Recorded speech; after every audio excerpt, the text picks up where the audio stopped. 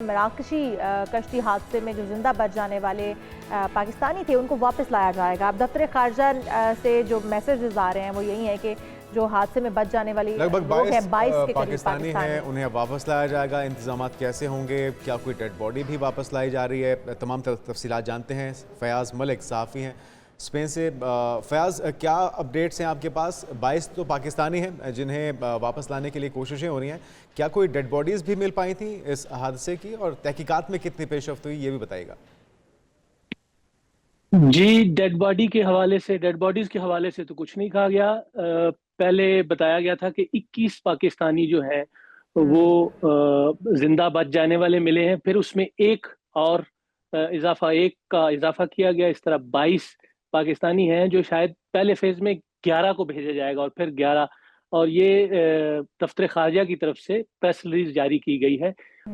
और इसके अलावा इस हवाले से और मतलब तफसीलात मालूम नहीं है। इसके अलावा उन्होंने 11 और पाकिस्तानियों का तज़किरा किया है जो कि मौरितानिया से खुद वापस आना चाह रहे हैं, यानी जो अभी समंदरी रास्ते से जाने के लिए वहां मौजूद थे। उन्होंने वॉलंटरीली कहा है कि हम ये सफर इख्तियार नहीं करेंगे, हमें वापस भेज दिया। तो कुल 33 पाकिस्तानी हैं जिनको वापस भेजा जाएगा। फयाज साहब, ये तो वो हैं जो कि कश्ती हादसे में बच गए और 11 वो हैं जो वो खुद से वापस आना चाहते थे, जो इस सफ़र पे रवाना नहीं होना चाहते हैं।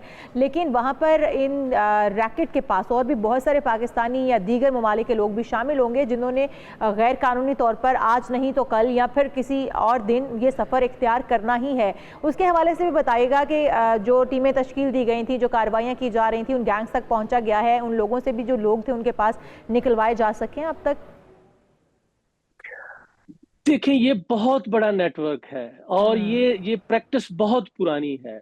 अगर आप इस पे बात करें कि ये जो लोग हिजरत करते हैं, तारकीन वतन हैं, जो एक मुल्क से दूसरे मुल्क की तरफ जाते हैं, तो ये तो हजारों साल से इस तरह से चल रहा है। इंसान बुनियादी तौर पे है ही महाजर, एक खित्ते से दूसरे खित्ते की तरफ मूव करता है। तो इस पे रोक लगाना या इसको रोक पाना शायद मुमकिन नहीं है।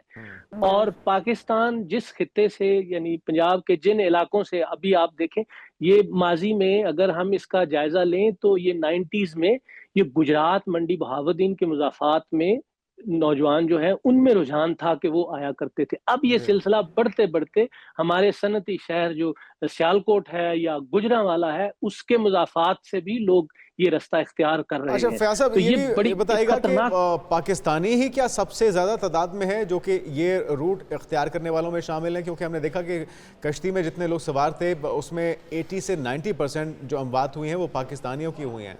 तो दीगर किन किन ममालिक से लोग यहाँ का रुख कर रहे हैं और पाकिस्तानियों के ज्यादा होने की वजह क्या है?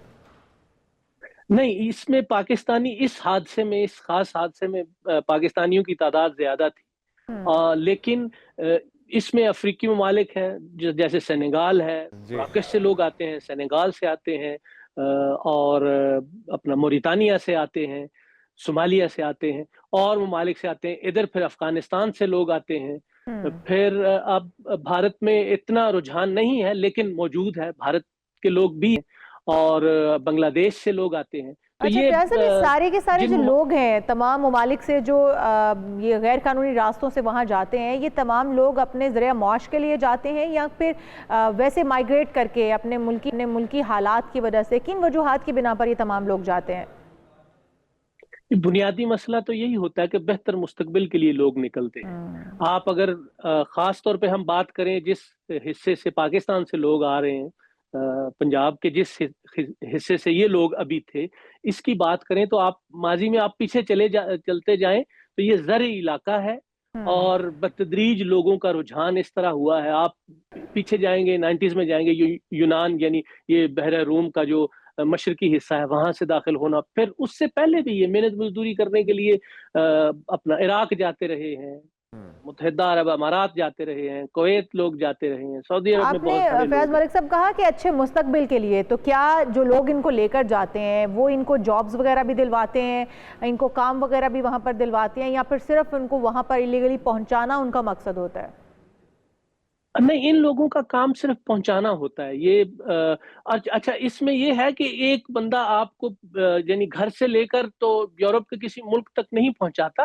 ہر جگہ پہ مقامی لوگ ہوتے ہیں. ٹھیک ہے، پناہ دینے کے لیے جو لوگ آپ کو رکھتے ہیں اور وہ وہ الگ فیسیلیٹیٹ ہوتے کرتے ہیں. ہیں. اچھا یہ اسپیسیفک بارڈر کراس کرنے فیاض صاحب، یہ جو واقعہ آخری ہوا ہے، اس واقعے کو قتل عام بھی کہا جا رہا ہے، اور کہا جا رہا ہے کہ پہلے ان لوگوں کو بے یار و مددگار بیچ سمندر چھوڑ دیا گیا، پھر اگلے دن کچھ لوگ آئے، انہوں نے سروں پہ ہتھوڑے مارے اور یہ کشتی کا حادثہ پیش آ گیا. تحقیقات میں کیا کوئی پیش رفت ہوئی ہے؟ پاکستانی حکام، سفارت خانہ کیا کوئی سنجیدہ تحقیقات کا مطالبہ کر رہا ہے، اور اصل حقائق کیوں نہیں سامنے آ رہے ہیں؟ یہ بہت اہم ہے اس کا جائزہ لیا جائے. اس طرح کے واقعات جو ہیں، اغوا کرنا، تشدد کرنا اور پیسے کی مانگ کرنا، اس کا آغاز بھی مشرقی جو روٹ تھا اس پہ شروع ہوا تھا. کرمنل لوگ اس میں آ گئے جنہوں نے بہت آسان ڈھونڈ لیا. انہیں بتدریج پتا چلا کہ ان لوگوں کے پاس ڈالرز ہوتے ہیں، اپنے سفر کے لیے یہ ساتھ لے کے جاتے ہیں. پہلے وہ چھیننے کا رجحان ہوا، پھر اس کے بعد ان کو اغوا کر کے اسی نیٹ ورک کے تھرو، جس نیٹ ورک کے تھرو یہ پیمنٹس وغیرہ کیا کرتے تھے، اسی کے تھرو پھر تاوان کی رقم ان سے لی جاتی تھی. اس روٹ پہ ایسا کچھ دیکھنے میں نہیں آیا. اچھا کچھ اس میں ملتا نہیں ہے. اچھا لیکن فیاض، چونکہ اس حادثے میں یہ بھی کہا جا رہا تھا کیونکہ کسی خاتون نے اطلاع بھی دی تھی کہ کشتی اس وقت سمندر میں پھنسی ہوئی ہے، اور پھر جو وہاں پر کوسٹ گارڈ والے تھے وہ بہت لیٹ پہنچے، کافی تاخیر کے بعد، کچھ دن انتظار کرنے کے بعد وہ وہاں پہنچے، اور وہ شاید اس بات کا انتظار کرتے رہے کہ یہ لوگ خود ہی مر جائیں، یہ کشتی خود ہی ڈوب جائے. لیکن پھر جب تک وہ وہاں پہنچے تو کچھ لوگ اس میں سے آلریڈی کشتی سے گرا دیے گئے تھے، مار دیے گئے تھے. تو یہ واقعہ کیونکہ کوسٹ گارڈ کی نالج میں تو ہوگا کہ کب سے وہ وہاں پر انتظار کر رہی تھی کشتی، اور پھر کون لوگ تھے وہاں پر اور کنہوں نے ان کو مارا ہوگا. بدقسمتی سے یہ لوگ اس کو اس طرح سے نہیں دیکھتے. یہ اپنی آپ کہہ لیں خانہ پوری کی حد تک اپنی ذمہ داری نبھاتے ہیں. اس سے بھی پہلو تہی کرنا ہی وہ ان کا کام ہوتا ہے کہ بھائی ٹھیک ہے، دوسرا دیکھے، ہم نہ دیکھیں. یہ ایک المیہ ہے.